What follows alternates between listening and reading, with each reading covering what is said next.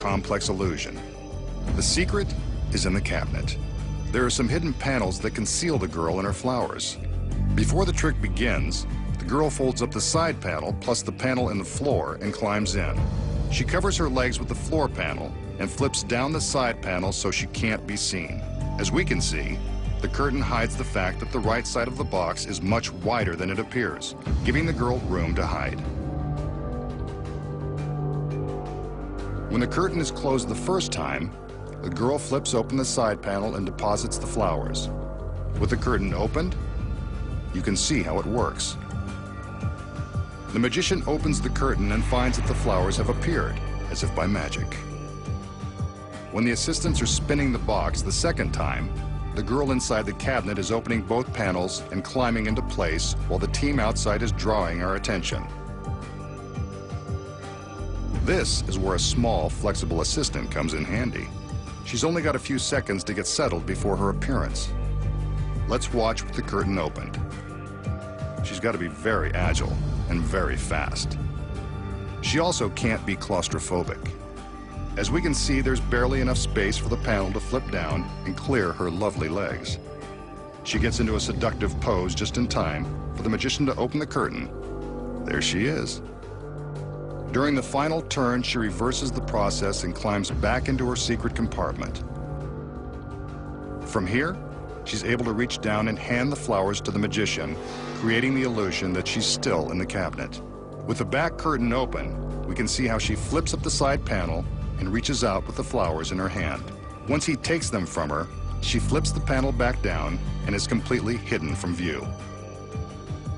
The curtain is open, and it appears that she has completely vanished. And that's how the magician makes a girl appear and disappear, while making her do all the work. Here's a simple trick that's very effective. The magician begins by showing us a length of ordinary string.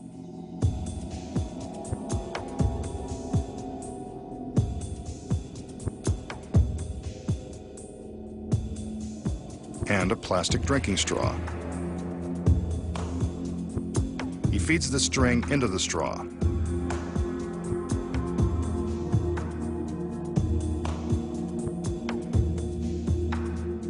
And then demonstrates that it really goes in one side and comes out the other.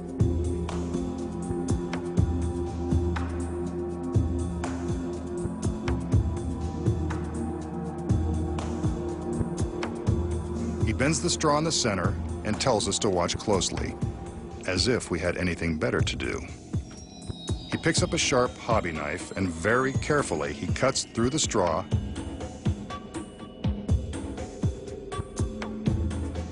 and the string. He separates the two halves of the straw to prove that the slice has gone all the way through.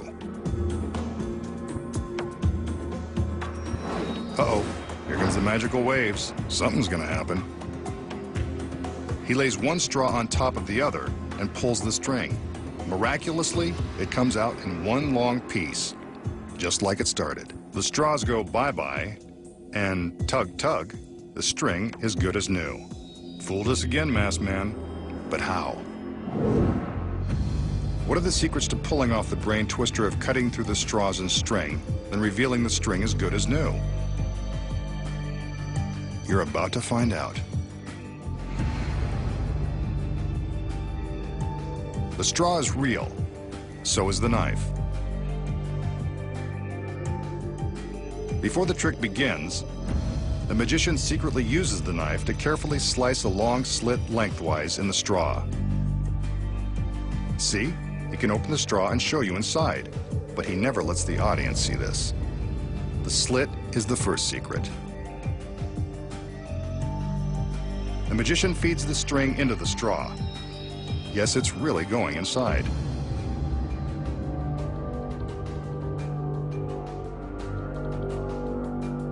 He bends the straw in half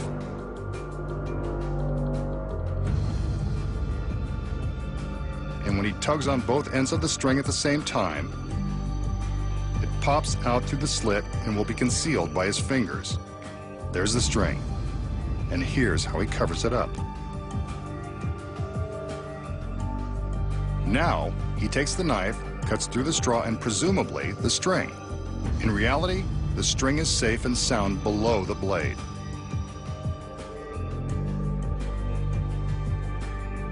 See? It is still fed through the two remaining ends of the straw. With his finger covering the string, it looks like two separate pieces hanging from inside the straw. The magician then stacks the straws, being careful not to let the middle of the string show, as it does here.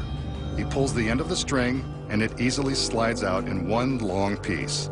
He discards the pieces of straw so they can't be examined, and turns all eyes to the undamaged string. It's in one piece, thanks to the secrets. Up next, after a century of silence, one of Houdini's most famous escapes will be exposed at last. Plus the secrets behind a beloved classic trick. Then find out how to make a line of sexy chorus girls disappear.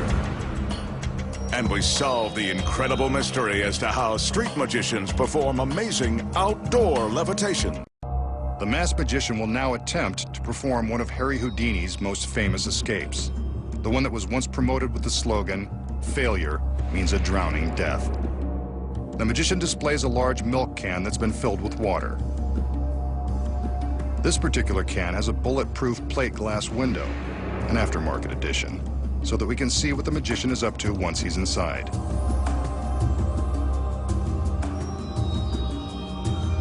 His beautiful assistants remove the lid, and I think you can guess what's going to happen next. The magician steals his courage and squeezes into the can of water.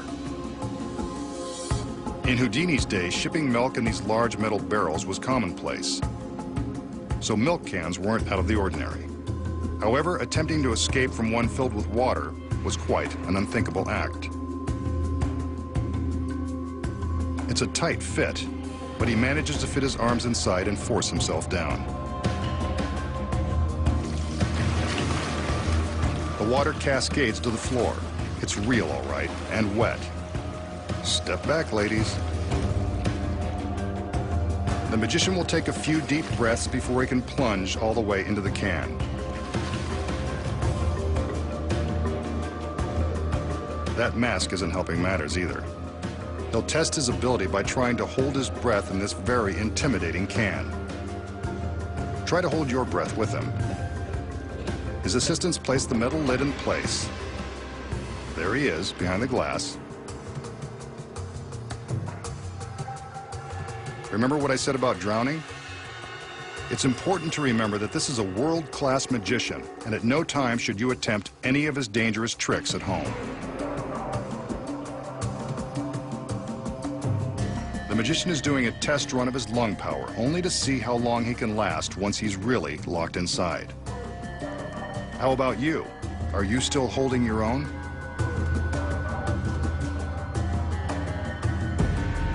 He seems to be doing okay, but remember, his hands will be shackled just like Houdini's were 100 years ago.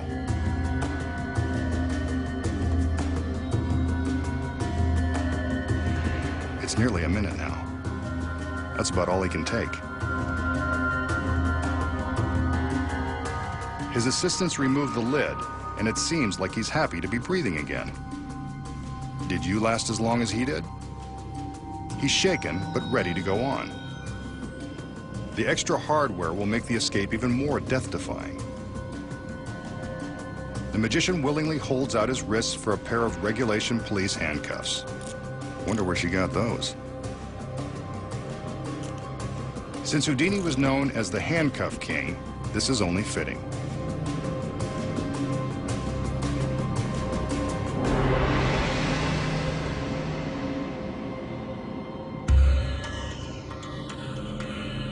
A few more deep breaths, and the magician is again ready to squirm his way back into the can.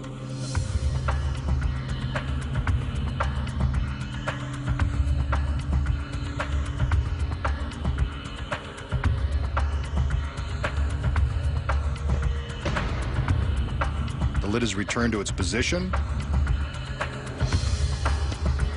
and this time the assistants secure it with heavy-duty padlocks. They'd better hurry. Even experienced divers would find it terrifying to hold their breath while handcuffed and locked inside a cold steel can. Try holding your breath again and imagine that you've got no way out. Not so easy, is it?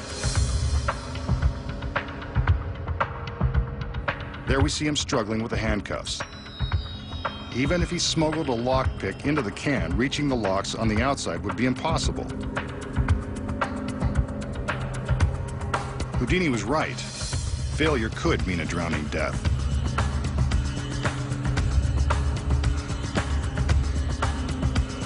He wrestles with the cuffs for a few more seconds. Maybe he needs some privacy. His assistants raise a curtain in front of the can.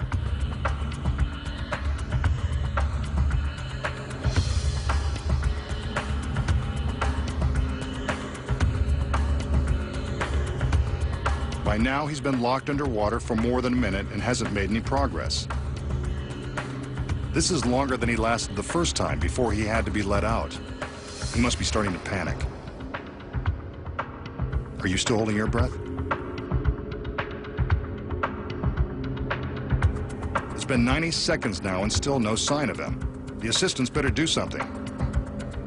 Get him out of there. He's safe. What a relief. I bet even Houdini didn't have a welcoming committee like this.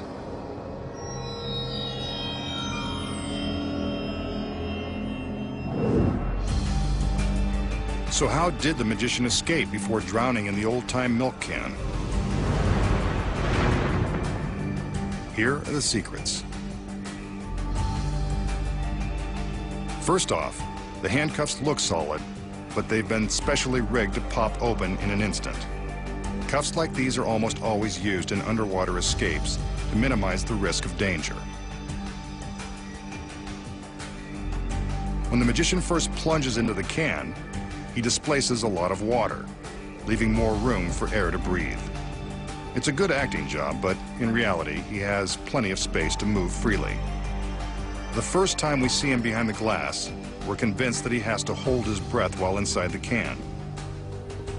But check out the lid. The dome-shaped top allows him some extra room to reach up and take a breath whenever he needs to. While we're distracted by his hands behind the porthole, his head is safely above the waterline beneath this dome. Opening the lid to put on the handcuffs only adds more drama to the escape. The lid is locked into place with real padlocks that never get open. They don't have to, because the neck of the can is surrounded by a false collar, held on by these rivets. The assistants remove the rivets when they attach the locks. Here we see how easily the lid and the collar are removed. Next, the sheet is raised. The magician can see the sheet through the glass and knows that it's time to make his escape. He simply pushes up on the lid, and it effortlessly pops off, locks and all. All he has to do now is climb out of the can. Once the magician is outside, he replaces the lid and stands next to the can, waiting to make his miraculous appearance. The girls provide the hero's welcome, and the illusion is complete. Up next, find out how the magician makes a line of dancing girls vanish in an instant and survives a solid steel chain being pulled through